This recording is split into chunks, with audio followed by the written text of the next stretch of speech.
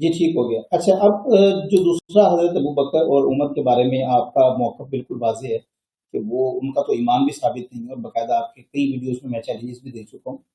تو پھر دیکھیں رسول خدا کو جب پتہ ہے کہ یہ لوگ منافقین ہیں یا پتہ ہے کہ وہ کفار ہیں اکارڈنگ ٹو یو، تو پھر ان کی بیٹیوں کو اپنے نکاح میں لینے کی کیا ایسی ضرورت پڑ گئی؟ کیا ان کو کوئی قبائلی مدد چاہیے تھی؟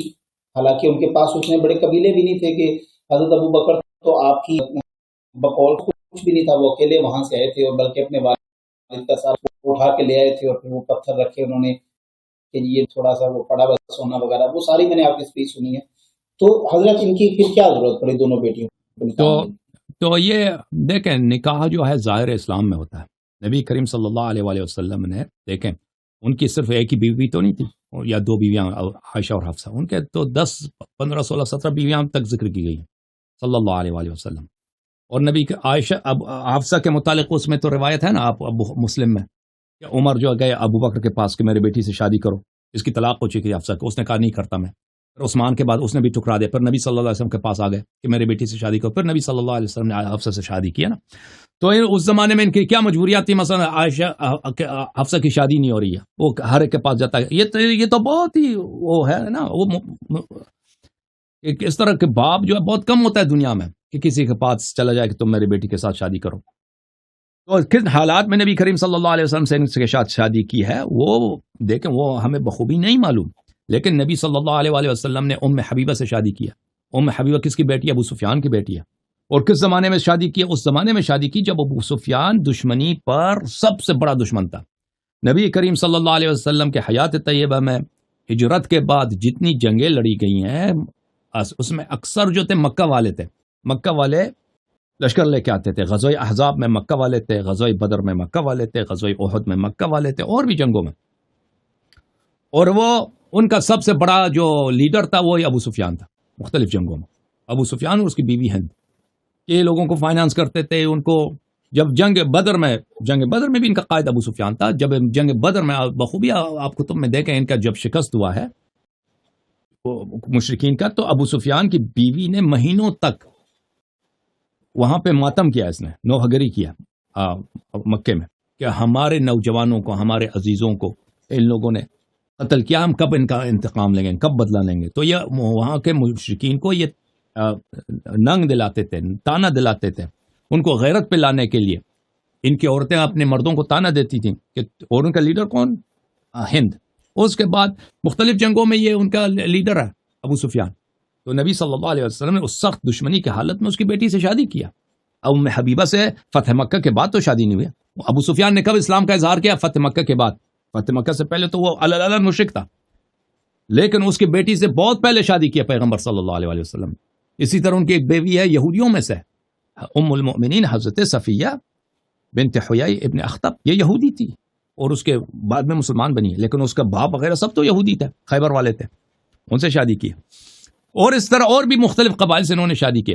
تو اس کا مطلب یہ نہیں ہے کہ نبی صلی اللہ علیہ وآلہ وسلم نے ان لوگوں کی اگر کسی سے شادی کیا ہے تو ان کے والدین کی انہوں نے تائید ہو اس میں. خود دیکھیں یہ سورہ مبارکہ تحریم جو ہے اس میں سے اکثر آیات، بلکہ تقریباً شاید سب کے سب عائشہ حفصہ کے متعلق ہے. اس میں اللہ تعالیٰ نے بتا دیا بھائی کہ یہی غلط فہمی، یہی حجت ہوگا نا مسلمانوں میں کہ فلانی تو نبی صلی اللہ علیہ وسلم کی بیوی ہے، فلانی نبی صلی اللہ علیہ وسلم کی بیوی ہے. اور جنگ جمل میں اسی لیے لوگ ریلی ہو گئے تھے، لشکر بنے تھے طلحہ زبیر اور جمل میں بصرہ میں کہ ہم نبی صلی اللہ علیہ وسلم کی عزت کی دفاع، ہماری ماں ہمیں بلا رہی ہے، ہم کیسے اپنی ماں کو چھوڑ رہے ہیں، صرف اسی بات پہ. وَإِلَّا ان کا کوئی حق نہیں بنتا بغاوت کرنے کا، لشکر لانے کا. تو اس میں تو اسی حجت کو تمام کرنے کے لیے اللہ تعالیٰ نے کیا فرمایا قرآن مجید میں؟ ضرب اللہ مثلا للذین کفروا امرأة نوح وامرأة لوط كانتا تحت عبدین من عبادنا صالحین فخانتاهما فلم یغنیا عنہما من اللہ شیئا وقیل ادخلا النار مع الداخلین. کہ ہم نے کافر لوگوں کے لیے ایک مثال دی ہے، بلکہ دو مثال دی. وہ دو مثال کون ہے؟ ایک زوجہ لوط، زوجہ نوح اور زوجہ لوط. وہ ہمارے دو صالح بندوں کے نکاح میں تھیں، لیکن وہ انہوں نے ان کے ساتھ غداری کیا، تو ان کو اپنے شوہر سے رشتے کا، کہ میاں بیوی کا رشتہ ہے، اس کا کوئی فائدہ نہیں ہوا، اور ان کو جہنم میں دھکیلا گیا، کہا گیا کہ جہنم میں داخل ہو جاؤ داخل ہونے والوں کے ساتھ.